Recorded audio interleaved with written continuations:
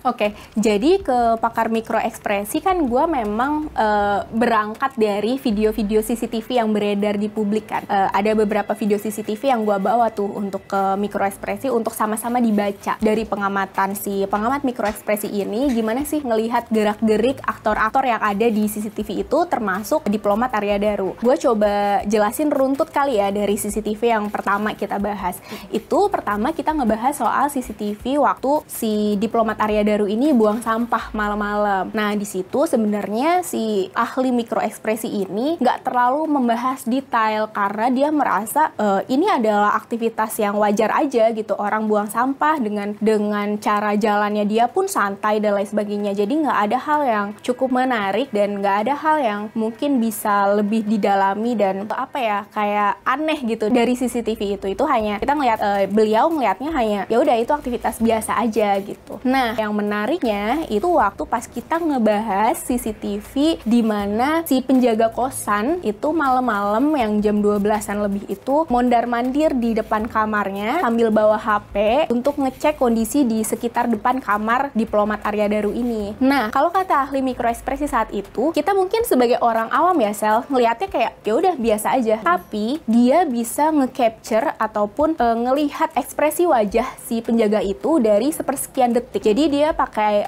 alat analisis yang memang itu hasilnya bisa langsung keluar gitu. Gue kemarin sempat dikasih tahu juga sih grafik-grafiknya terkait emosi-emosi yang muncul dari si penjaga ini. Nah, saat itu dia bilang dari video CCTV yang memperlihatkan ketika malam-malam si penjaga itu ngecek kosannya depan kamarnya si Arya Daru, itu ada muncul nih beberapa ekspresi emosi yang dirasakan sama si penjaga ini gitu. Jadi kalau kata si Ibu Monica Kumalasari, si ahli gestur ini, dia bilang saat itu ekspresi yang ditampilkan sama si penjaga ini adalah dalam ekspresi yang low control. Artinya ketika ekspresi itu low control yang muncul, itu ekspresi dia tuh ataupun perasaan yang dia alami saat itu tuh nggak dibuat-buat Sel. Jadi emang perasaan ataupun emosi-emosi yang alami aja yang muncul. Dan itu ada 5 emosi alami yang dia rasakan saat itu. Saat malam-malam dia ngecek kamarnya si Arya Daru, itu ada 5 emosi yang muncul. Yang pertama adalah worry kalau kata si pengamat. Jadi ada rasa khawatir yang muncul di dalam diri si penjaga kosan. Terus ada rasa takut juga,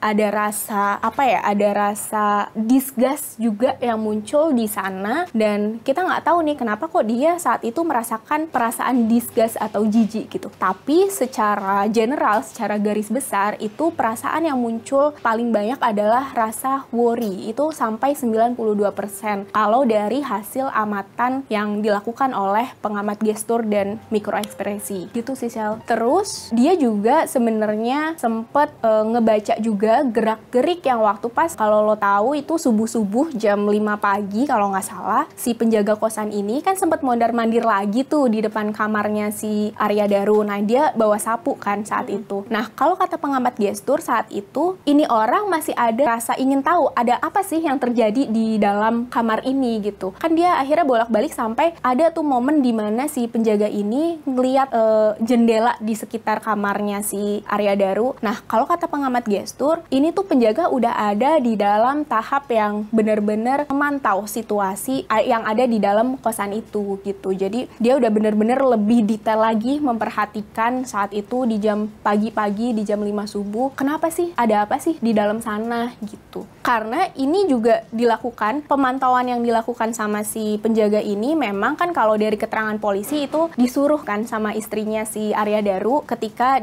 si istrinya ini nggak bisa ngehubungin si Arya Darunya ini dari malam. Makanya si penjaga kosan itu malam dan subuh pagi mondar-mandir di sekitar kamar Arya Daru karena memang itu atas pesanan dari istrinya yang waktu itu ada di Jogja. Terus si pengamat gestur ini juga ngamatin waktu pas yang pagi-pagi ada 2 orang si penjaga dan temennya ini sempat ngecek kawasan ataupun di depan kamarnya si Arya Daru. Mereka kan sempat ngetok pintu dan lain sebagainya. Terus habis itu mereka juga sempat coba masuk pakai master key yang untuk masuk ke dalam akses kosannya, tapi kan emang nggak dibuka sama sekali kan. Sampai pada akhirnya mereka si penjaga kosan ini nyongkel ataupun ngebuka paksa jendela dan pintu kamarnya. Nah, kalau dari pengamat gestur dan mikroekspresi saat itu dia lebih bilangnya gini, oke, mungkin ini udah si 2 orang ini udah penasaran banget apa nih yang terjadi di dalamnya. Kok udah sampai beberapa jam berlalu nggak ada respon dan nggak ada tanda-tanda apa-apa dari orang yang mereka cari, sampai pada akhirnya dia ngebuka paksa si jendela itu. Tapi yang disoroti sama si pengamat mikroekspresi ini kan yang dicari itu orang ya, yang dicari itu dia itu sosok orang yang bernyawa gitu kan, maksudnya kasarannya manusia gitu. Harus ya, ketika kita memang bener-bener khawatir sama orang yang kita cari, ketika saat lo ngebuka jendela itu harusnya lo langsung nyibakin gordennya gitu, nggak yang malah tiba-tiba ngubek-ngubek pintu untuk dibuka gitu loh. Paham nggak, Shell? Bener sih, bener. Iya, kebayang lagi gue.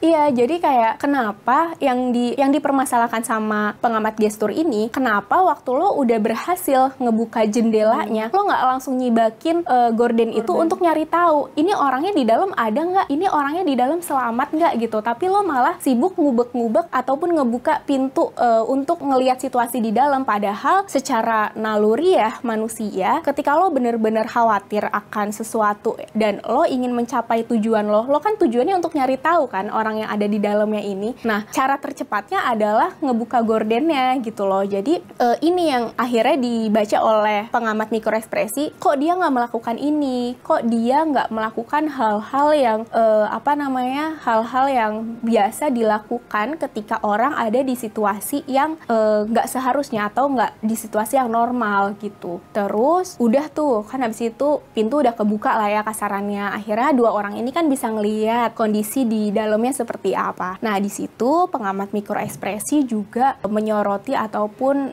agak aneh nih sama ekspresi-ekspresi yang terekam di CCTV dari dua orang ini gitu. Jadi kayak ahli mikroekspresi sih bilangnya, ini kok mereka nggak ada tanda-tanda ataupun ekspresi-ekspresi yang mungkin kaget ataupun kayak langsung, karena kan di dalam ini dengan posisi si Arya Daru ini kan memang kepalanya kelilit lakban gitu kan. Jadi ini kan hal yang mungkin aneh dilihat sama kita sebagai manusia ketika mereka menemukan hal yang aneh dan di luar kebiasaan ataupun ya maksudnya yang nggak bisa kita duga, nggak ada nih muncul ekspresi-ekspresi yang kayak mereka tuh ngerasa kaget ataupun takut, itu nggak ada gitu loh, malah mereka justru sibuk ngerekam dan sibuk ngevideoin gitu. Jadi ini juga yang mungkin kata si pengamat gestur harus ditelisik lebih jauh, kenapa kok mereka nggak menampilkan ekspresi-ekspresi yang mungkin kaget terus takut gitu sih. Karena normalnya ketika kita manusia ada di posisi dan kondisi kita menemukan hal-hal yang nggak wajar, itu pasti secara natural akan mengeluarkan emosi-emosi ataupun gerak-gerik yang kita pasti ada kelihatan takut ataupun kelihatan kaget dan lain sebagainya gitu sih. Iya, jadi menurut gue sih hasil amatannya si pengamat mikroekspresi ini jadi kayak buat hipotesis buat polisi kali ya untuk menelisik lebih dalam saksi-saksi ini gitu sih, Sel.